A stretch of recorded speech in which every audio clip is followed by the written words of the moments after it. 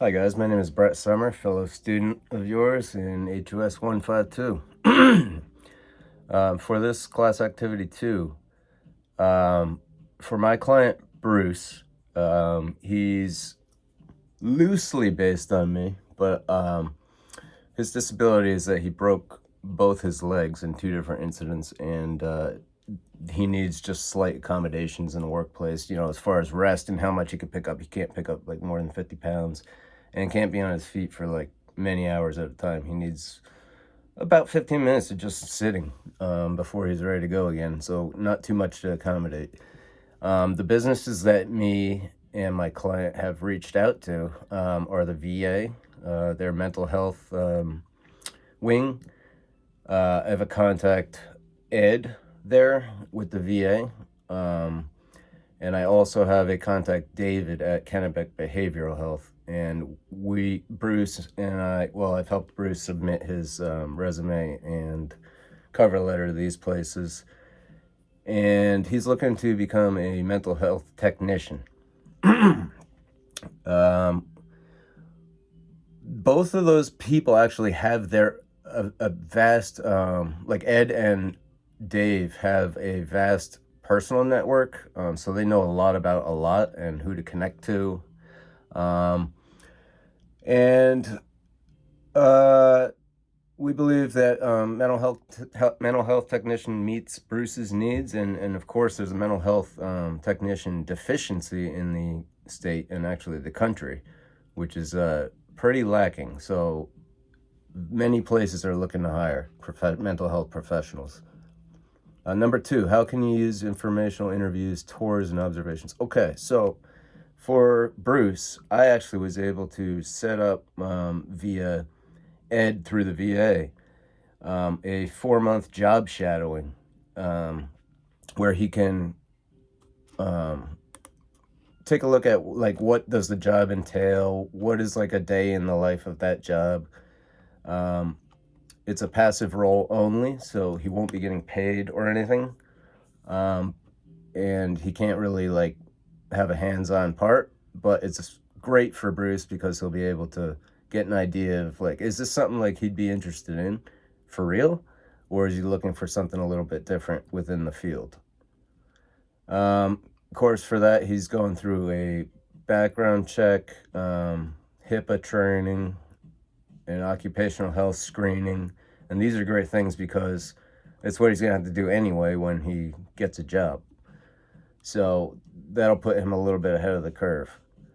As far as number 3, how will you provide information about disabilities, inclusive hiring, accommodations, etc., to potential employers?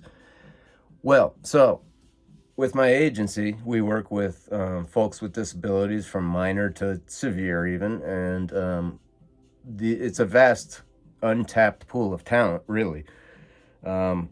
A lot of businesses are afraid to hire someone with a disability just because maybe they haven't done it before and don't know what it entails. But my role within my agency is to calm those fears of employers and teach them also, like, how they can comply with law so that they're not breaking law by accident, not knowing, or anything like that.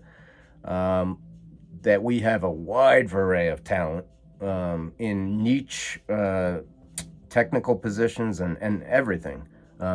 These are really talented people. And I have a brochure that I carry around. I also have my 15-minute speech, which I tailor to every employer and for each client so that the client and the employer have the best match. This guy's filling their needs, this one's filling their needs. How would I respond to business concerns? Okay, so this is a common one. I was just mentioning it. Business concerns, right? They always are concerned about the abilities, number one, of people who are disabled, if they can overcome the challenges in the workplace. And a lot of times it's just a simple accommodation. It's very easy to do. For instance, with Bruce, after 3-4 hours of walking, he just needs a little brief rest, and there's plenty of administrative work that he can be doing during that time too, when he's not out in the field to speak. So that's what I do, is I just alleviate business's concerns, and I make sure that they know we're only going to give them the best match we have. Like, we're going to make it work, and it's going to be someone who fulfills exactly what the business needs, and this person is going to fulfill their working needs. Okay, what will I do to maintain business perspective when collaborating with employers? The same thing. I think it's just a matter of being professional. I mean, look, the businesses contract with our agency because they need workers, and sometimes they need quick temporary fills for seasonal needs and things like that. And that's what I do. Is I just work. I maintain a network of business ties in the local area, so that, and I'm always keeping my eyes open for what's open around the area and the community. And yeah, so there's a lot of benefits to hiring diverse staff. People who are disabled. They bring the morale up. They make a more diverse and interesting team. They bring different perspectives. They're problem solvers all their life. People with disabilities have been solving problems all their lives, and they're way, way more capable than anyone initially thinks. And that's my role, is to make that known. When I conclude my employer contact, I always just make sure they have my contact information, that they can get in touch with my client even at any time. Whatever they need, I'm there for them.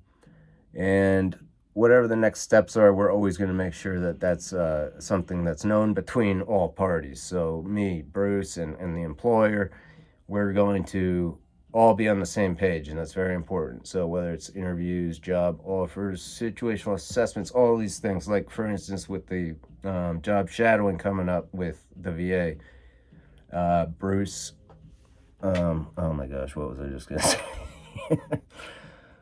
Oh yes, everybody's on the same page with that. So the VA is already knows about it. They offered it. Bruce knows, he's willing to try that out, and I'm the middleman making that all happen.